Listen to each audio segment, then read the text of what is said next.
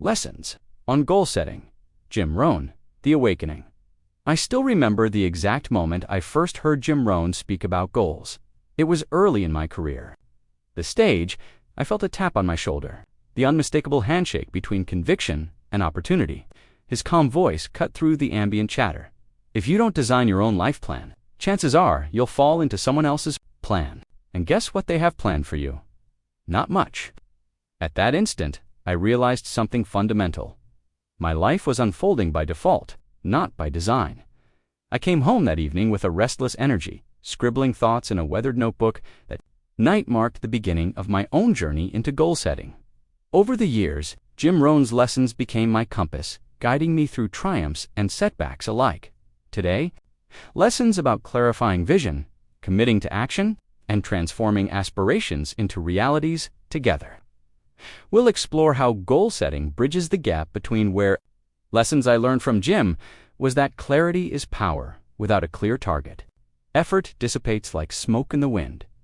I used to juggle half-formed ideas. I want to get in shape. I should write a book. Someday I'll start that business. You get inspired by them. There's no telling what you can do when you believe in them, and there's no telling what will happen when you act upon them. So I asked myself, what exactly do I want? Not just, I want success, but I want to run a half marathon in under 2 hours by next April. When I wrote that down precisely, measurably, I lit a fire within myself every morning. I saw those words and felt both challenge and possibility stirring in my chest. Jim taught that a crystal-clear goal provides focus. It filters out distractions. When I knew exactly what I sought, each daily choice became a vote for that outcome. Should I watch another hour of news, or should I lace up and run? The clarity of my half-marathon goal made the decision obvious. That alignment between vision and action. This is where transformation begins. Written commitments. One September afternoon, Jim Rohn held up a yellow legal pad and declared, "You must write your goals down. They say that the palest ink is deeper and stronger than the best memory." He challenged us not to rely on fleeting thoughts. Writing a goal on paper, by hand, immobilizes it. It becomes a tangible contract with yourself. I remember pulling out an old fountain pen, the kind that felt weighty in my fingers, and inscribing, "Write and publish my first ebook by December 31st. The letters danced on the page, and for the first time, I felt my aspiration anchored in reality. That written commitment shifted my mindset. I displayed it above my desk as a daily reminder. Active writing also engaged my subconscious. I began noticing opportunities I might have otherwise overlooked. Tools for writing, communities of aspiring authors. Structured programs to refine my manuscript. Jim always emphasized that written goals are promises to oneself. When I honored that promise, the world honored me in return, opening doors and connecting me to resources that made publication possible. The deadline effect. Yet, clarity and writing alone aren't enough. Jim insisted on deadlines. A goal without a deadline is like a train without tracks. It drifts aimlessly.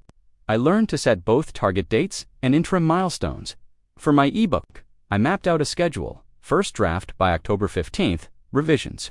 By November 15th, final edits and cover design by December 1st, publication by year's end. Each milestone released a burst of focus. As deadlines approached, I felt that productive tension Jim spoke about, neither paralyzing nor panicked, but highly motivated. On October 10th, with 5 days until my first draft deadline, I experienced my first writing crisis, the dreaded blank page. I recalled Jim's words, "Discipline is the bridge between goals." And accomplishment, discipline, not inspiration alone, carried me through. I established a daily writing habit. 1,000 words every evening. Slowly, characters and chapters emerged. By October 15th, I hit my first milestone. That sense of achievement fed my momentum, making the next steps feel both urgent and achievable. Balancing courage and realism, Jim Rohn preached balance, have lofty aims, but set realistic stepping stones. He warned against either under-ambition or dreamy escapism. In his words, don't let your learning lead to knowledge. Let your learning lead to action. I aspired to save $20,000 in a year. but knew my baseline income only reliably covered essentials, so I broke my goal into realistic chunks, save $1,500 per month, adjust budget categories, and identify extra revenue streams. I started freelancing on weekends, launched a small digital product, and negotiated raises at work. That balanced approach kept me motivated. Each small success was a proof point that the larger goal was within reach. Aiming too high without a practical plan would have deflated me at the first sign of difficulty.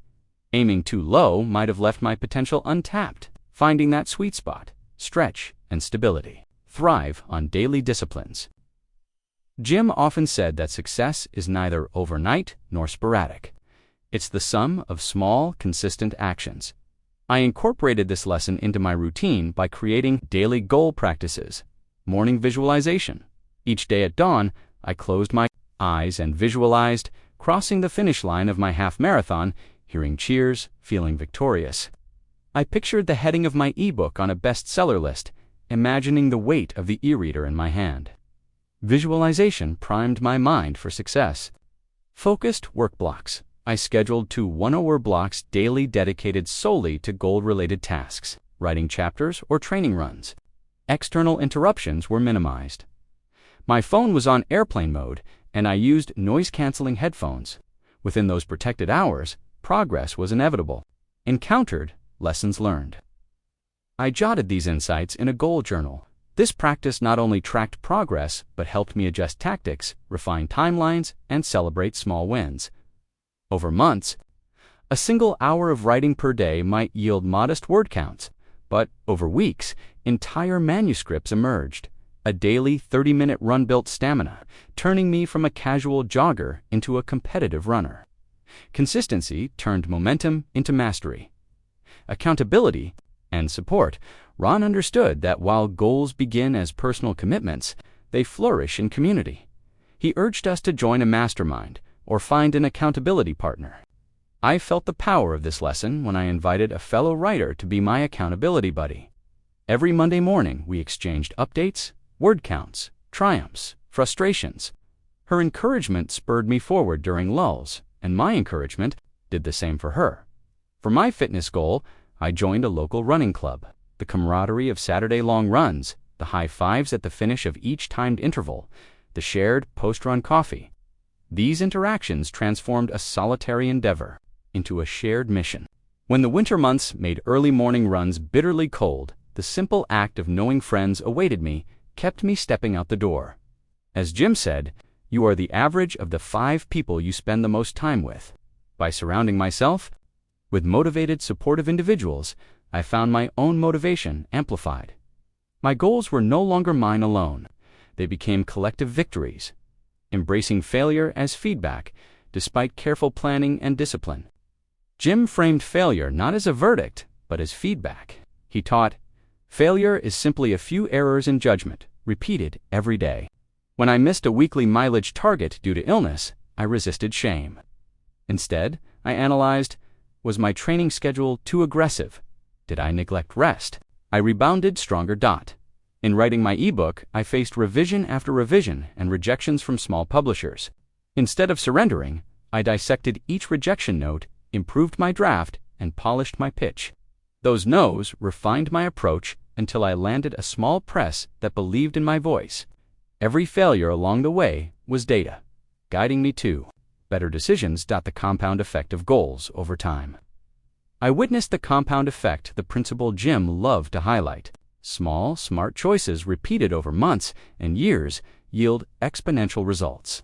Saving a modest sum each month built a significant portfolio. A brief daily commitment to reading enriched my knowledge, transforming me into a more articulate communicator. Incremental progress in mindset, fitness, and skills coalesced into major life shifts. I learned to apply goal setting beyond personal achievements into relationships, character growth, and service. I set objectives for kindness, speak words of affirmation to one friend each day, volunteer to hours monthly at a local charity. Those goals didn't just build my resume. Advocates setting goals once and forgetting them. He recommended a regular review cycle, quarterly check-ins to assess alignment, progress, and relevance. I adopted a goal audit every 3 months, I revisited each objective, celebrated milestones, renegotiated